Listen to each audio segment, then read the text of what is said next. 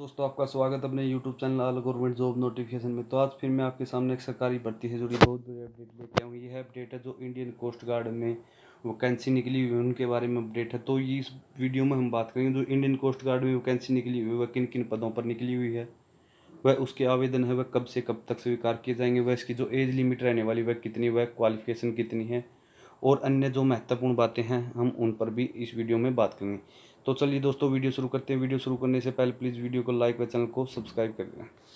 तो यदि हम बात करें तो जो इंडियन कोस्ट गार्ड की भर्ती है वह ऑफलाइन भर्ती है, यानी आपके कोई ऑनलाइन आवेदन स्वीकार नहीं किए जाएंगे।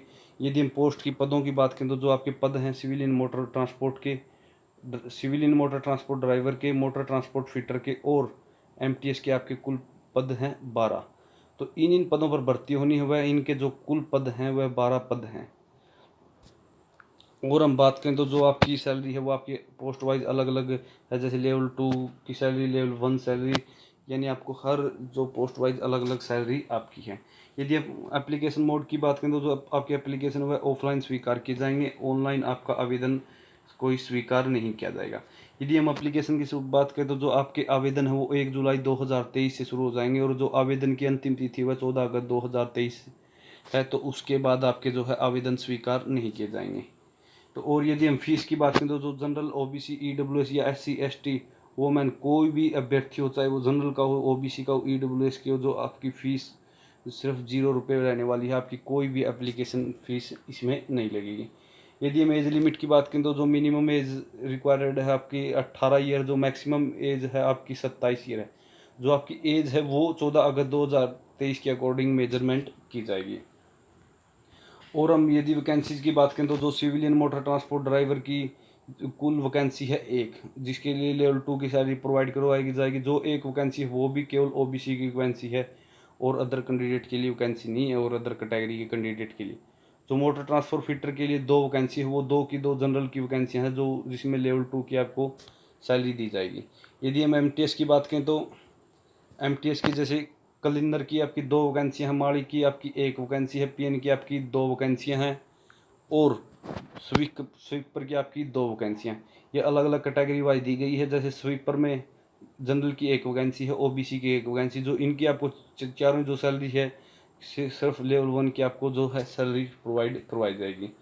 यदि हम क्वालिफिकेशन की बात करें तो जो सिविलियन मोटर ट्रांसपोर्ट ड्राइवर की क्वालिफिकेशन की बात करें तो जो 10th पास यानी 10वीं पास होना चाहिए, वह साथ ही उसके पास ड्राइविंग लाइसेंस होना चाहिए जो आईवी भी होना चाहिए और साथ में लाइट व्हीकल का भी होना चाहिए। साथ में आपके पास 2 साल का एक्सपीरियंस होना चाहिए जो ड्राइविंग मोटर व्हीकल का, और आपको जो मोटर मैकेनिज्म की साथ में नॉलेज होनी चाहिए।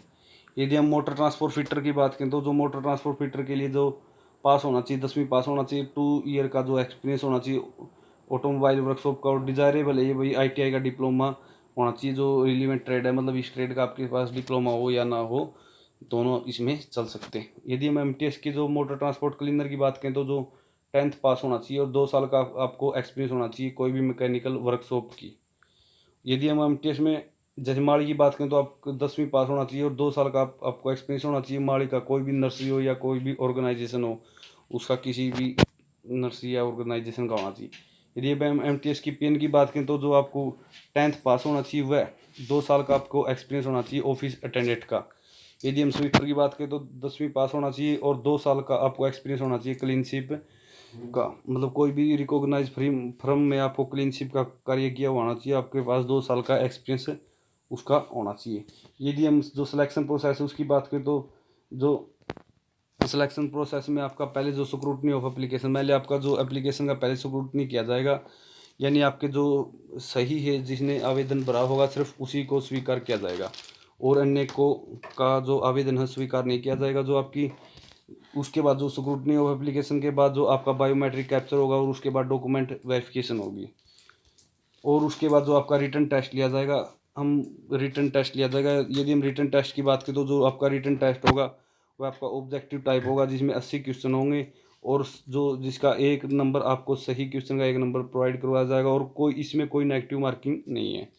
यदि हम सिलेबस की बात करें तो जो आपका सिलेबस है जिसमें मैथ के 20 क्वेश्चन आने वाले, इंग्लिश के 20, जनरल अवेयरनेस के 20 और जिसमें रीजनिंग के आपके 20 क्वेश्चन आने वाले हैं।